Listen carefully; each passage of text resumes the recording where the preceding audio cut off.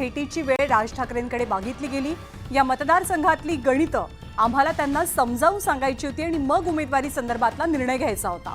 पण राज ठाकरेंनी भेटीची वेळच दिली नाही, त्यांनी भेटीची वेळ नाकारली, त्यांनी संवाद साधला नाही। त्यामुळे आता आपण निवडणूक लढण्याबद्दल ठाम असल्याचं सदा सरवणकर यांनी स्पष्ट केलं। या मतदारसंघामध्ये चर्चा का सुरू झाली सदा सरवणकर यांच्या माघारीची, तर सगळ्यात आधी आशिष शेलार आणि त्यानंतर देवेंद्र फडणवीस यांनी अशा पद्धतीची किंवा अशा आशयाची वक्तव्य केली की अमित ठाकरेंची पहिली निवडणूक आहे, त्यामुळे मनसेच्या उमेदवाराला राज ठाकरेंच्या मुलाला आपण पाठिंबा द्यायला हवा आणि एक प्रकारे भाजप त्यांना पाठिंबा देणार असं सूतोवाच करण्यात आलं। मग प्रश्न उपस्थित झाला तो शिंदेंकडनं उमेदवार असलेल्या सदा सरवणकर यांच्या उमेदवारीचा, पण सरवणकर आता उमेदवारी मागे घेत नाहीये। मनसेचे नेते आणि आत्ताचे विधानसभेचे ठाण्याचे उमेदवार अविनाश जाधव सध्या आपल्या सोबत आहेत। अविनाशजी, निर्णय आपल्याला कळलेलाच असेल, सदा सरवणकर यांचा माघार नाहीये त्यांची आता। आनंदाची गोष्ट आहे। सदा सरवणकरांना आमच्याकडनं शुभेच्छा आणि त्यांनी त्यांचा प्रचार करावा, आम्ही आमचा प्रचार करू। खरं तर ही निवडणुकीचा रिझल्ट ऑलरेडी लागलेला आहे, कारण राज ठाकरेंचे पुत्र तिथनं लढतात। दादरवासियांना, प्रभादेवी त्या परिसरातल्या माहीमकरांना राज ठाकरे नीट माहिती आहेत, त्यामुळे मला असं वाटतं की या निवडणुकीचा रिझल्ट ऑलरेडी लागलेला आहे अमित ठाकरेंच्या बाजूने। औपचारिक घोषणा बाकी आहे। सदा सरवणकरांची लढण्याची जी हुमक होती ना, ती जरा पूर्ण होऊ द्या, त्यांनी लढावं अशी आमची पण इच्छा आहे। आणि काय ना, आम्ही आमच्याकडनं कोणीही मागणी केली नव्हती की सदा सरवणकरांनी पाठी घ्यावं, असं आमचा कुठलाही नेता समोर येऊन बोलला नव्हता। हे त्यांच्या पक्षात चालू होतं सगळं। आमच्यातल्या एक नेत्याची स्टेटमेंट दाखवावी की सदा सरवणकरांनी फॉर्म पाठी घ्यावा अशी मनसेने मागणी केली आहे। आम्ही कधीही केली नव्हती, कारण आम्हाला माहिती आहे की सदा सरवणकरांना आम्ही तिथे पाडणार आहोत। त्यामुळे सदा सरवणकरांनी घेतलेला निर्णय योग्य आहे, त्या निर्णयावर त्यांनी ठाम राहावं। योग्य वेळी योग्य रिझल्ट तुम्हाला दिसेल। पण मग तुम्ही म्हणताय तुम्ही मागणी केलेली नव्हती, पण मग भाजपनं असे संकेत का दिले? मग म्हणजे भाजपचे आशिष शेलार असतील, नारायण राणे असतील, आम्ही मागच्या अनेक वर्ष उभे आहोत। 2024च्या निवडणुकीमध्ये महाराष्ट्र नवनिर्माण सेनेनी बिनशर्त पाठिंबा दिलं। त्यांच्या अनेक उमेदवारांची आम्ही कामं केलेली आहेत। सो त्यांना पण वाटत असेल ना की बाबा राजसाहेब आमच्यासाठी दरवेळेला उभे राहतात। आम्ही त्यांच्याकडेही मागणी करायला आम्ही गेलो नव्हतो, पण त्यांना ती जाण आहे भारतीय जनता पक्षाच्या नेत्यांना की राज ठाकरे जर आमच्यासाठी एवढं करतात तर आम्हाला देखील त्यांच्यासाठी उभं राहायला पाहिजे। आणि मला वाटतं की त्या याने भावनेने उभे राहिले असावेत, परंतु सदा सरवणकरांनी जे घेतलेला निर्णय अतिशय। आभार आपल्या प्रतिक्रियेबद्दल। भाजपचे नेते प्रसाद लाड सुद्धा आपल्या सोबत आहेत। प्रसादजी, खरं तर भाजपच्या नेत्यांकडनं हे विधान, अशा आशयाचं विधान पहिल्यांदा पुढे आलं होतं की अमित ठाकरेंना मदत करायला हवी, महायुतीनं सुद्धा। सदा सरवणकर आता ठाम दिसतायत, कोणती चर्चा झाली नाही, त्यांची उमेदवारी पक्की आहे।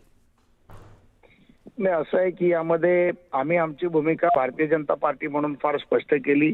आमचे सन्माननीय नेते देवेंद्रजींनी देखील टीव्ही चॅनलच्या माध्यमातून हे सांगितलं। माननीय आशिष शेलार मुंबई अध्यक्षांनी देखील आपली भूमिका मांडली। मी देखील काल माध्यमांमध्ये आमची भूमिका मांडली। यामध्ये कोणी फॉर्म मागे घ्यावा कोणी न घ्यावा हा त्यांच्या पक्षाचा आणि त्यांच्या नेत्याचा प्रश्न आहे। मला असं वाटते की या सर्व विषयामध्ये सदा सरवणकरांनी जो निर्णय घेतला तो त्यांचा वैयक्तिक निर्णय असावा।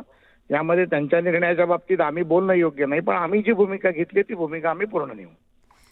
विश्लेषकांकडनं असं सुद्धा बोललं गेलं किंवा अशी चर्चा सुरू झाली की राज ठाकरेंचं ते वक्तव्य एका कार्यक्रमामधलं की मुख्यमंत्री भाजपचाच होणार, हे कुठेतरी दुखावलेपणाचं ठरलं आत्ताच्या मुख्यमंत्र्यांना, अशी सुद्धा एक चर्चा रंगली, असं सुद्धा बोललं गेलं। काही नाहीये, माननीय मुख्यमंत्री हे समंजस नेते आहेत, राज्याचं नेतृत्व करता आहेत।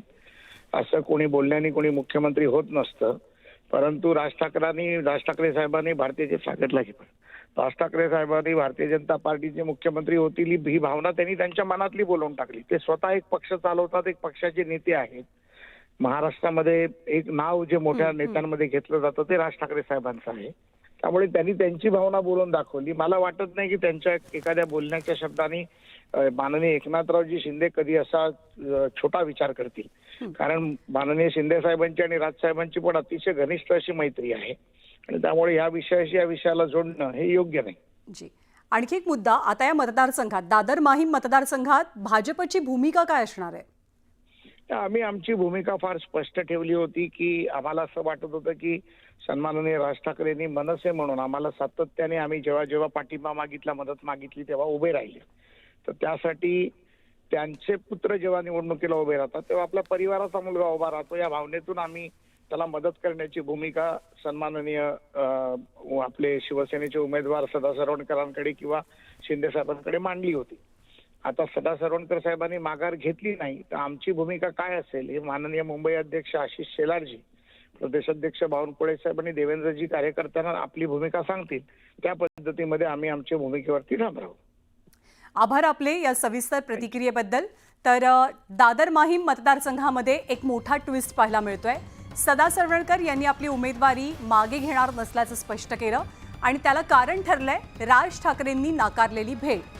राज ठाकरेंना भेटून या मतदारसंघातली समीकरणं समजवण्याचा आमचा प्रयत्न होता, त्यांच्याशी संवाद साधायचा होता, पण ती भेटच त्यांनी नाकारल्यामुळे आता निवडणूक लढवण्यापासून गत्यंतर नसल्याचं सरवणकर म्हणतात.